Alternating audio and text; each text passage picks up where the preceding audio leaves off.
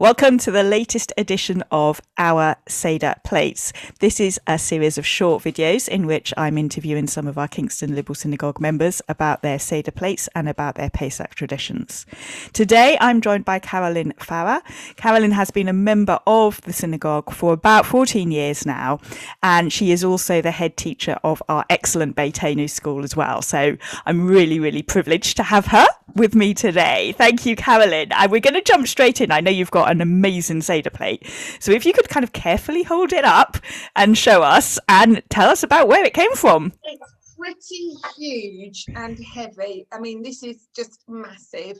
But it's I'm trying to work out how to do this without breaking it or killing myself at the same time. Yeah, don't do either of those things. I think in Golders Green. And I just fell in love with it. So it's set up, there you go. So it's set up like a table and chairs. Yep. And each of the pots are a different member. So there's the father, and he's got his kippah and his very traditional sort of shirt on. And then you've got the grandfather that's like a rabbi. And when I set the table up on here, it's like setting my own Seder table. I set up the Seder of the Seder plate. And there's the little boy. Cute. I always go boy, girl. And then I try and work out who's sitting next to who on my table. So I'm doing it here, and you can actually see, look, there's the mother. And then we've got the grandma. Oh, yeah. And we've got the little girl. So it's a real traditional boy girl. So when I set it up, I set it boy girl. But I guess if I was doing it in an Orthodox way, I'd put all the boys on one side and all the girls on the other. But I do boy girl. And then they're sitting at the table holding their bowls ready to take all the items for the Seder plate. So it's huge and it's heavy. And how long have you had it? A good question. In my mind, I think Steve and I bought it when we were buying things because we were living in North London. I'm a North London girl, we got getting Steve's shoes, wedding shoes in Golders Green, and I think we bought that at the same time. That's in my mind. Whether that's just one of these inherited memories or truth, it's definitely from Golders Green. Yeah. And it's been in the family for a long time. Yeah, and I just fell in love with it. And at the time, it was like, it's too big, it's too expensive. But it's fab, though. It's fab. It's so unusual, and it must be a real talking point as well. So tell us about your family Seders then. So what would the traditional Farah family Seder look like? Farah family. So traditionally, it's about because I grew up in having big Seders. To me, a Seder is a big Seder. So lots of people, lots of talking, and always the same joke cracked at the same time over the same misspelling or misprint in the Haggadah. So always the same. Traditionally, my grandpa had this beautiful old Haggadah that he used. And he would always start the Seder reading from this book. And which has beautiful pictures and so on. So always started with that. And now, although unfortunately Grandpa's not with us anymore, and in fact Marcus is named after him, so Marcus is coming up 17, so that shows how long. We try to always start with Grandpa's Haggadah to do that. Many years ago, Mum and Dad decided, when they had umpty 9 different Haggadah and everyone was reading different words and so on, to buy the same for everybody. So then we all have the same Haggadah, but I still quite miss the arguments over what page and so on. And then we all read around the table. So it would be started by Grandpa, and then we would read around the table so that everybody joined in. When I was younger, eventually I would end up asleep on the sofa, and in fact I'd quite happily do that sometimes now. And that's a bit of a tradition, I think, because my children used to end up doing that as well. So I think that's a bit of a tradition. The one that sleeps.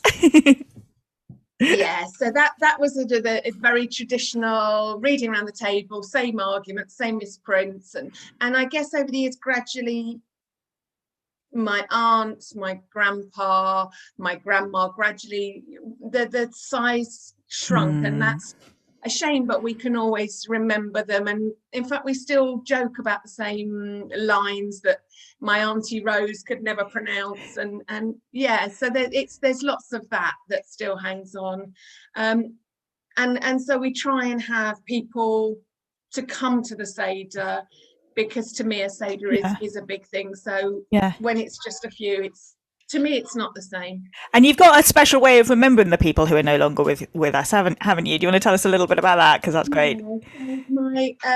My niece, who's now 30 and got 2 children of her own, in fact I think she's over 30, but she won't hear, she's now got 2 children of her own. When she was probably my Gideon's age, Marcus's age, who's now 16, she made some place tags for all the people that were there, and you can see there's 1, 2, 3, 4, 5, 6, 7, 8, 9, 10. So there's 11. So there was 11 of us around the table,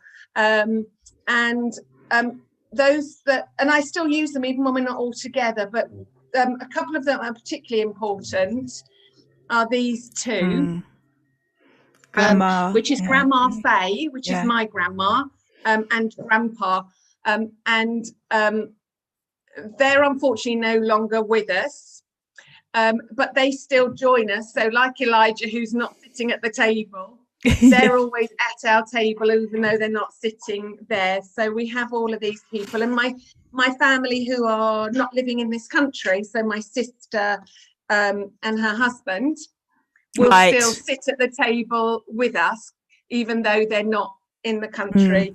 Or Sarah, who's the one that made them, will, and her sister. That's just a great way, isn't it? Sitting at the table with us. Yeah. Well, let's talk about people not being there for whatever reason. Obviously, if we're looking towards this Pesach, it's going to be our second lockdown Seder.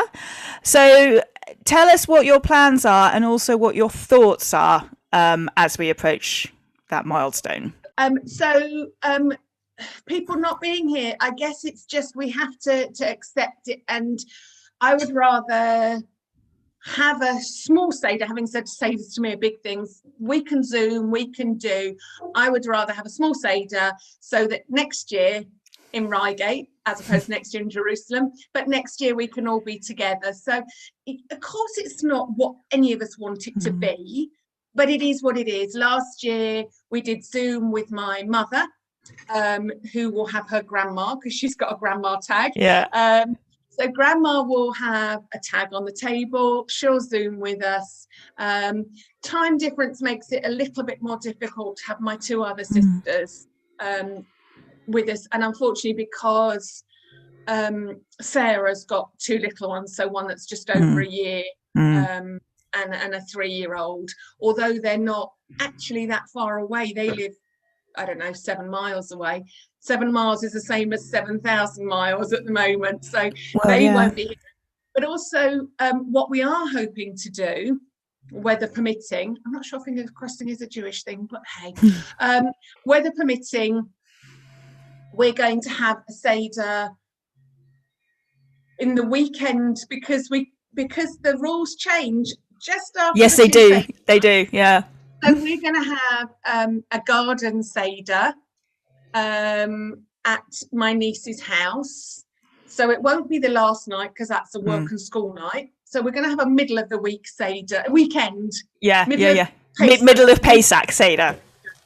Unfortunately, it's only going to be adults because of the number of 6. So we can't have any of the children, 6 adults. Good thing is I will no longer be the youngest, so I don't have to do the Manishtana, because I grew up, despite the fact that I was no longer a child, because I was the youngest child until Sarah was old enough to do the Manishtana. I was the Manishtana kid for. But that sounds great though. So it certainly sounds better than nothing anyway, doesn't it? So you will have your Zoom Seder, and then you'll have garden Seder a little bit more, and then, as you say, next year in Reigate.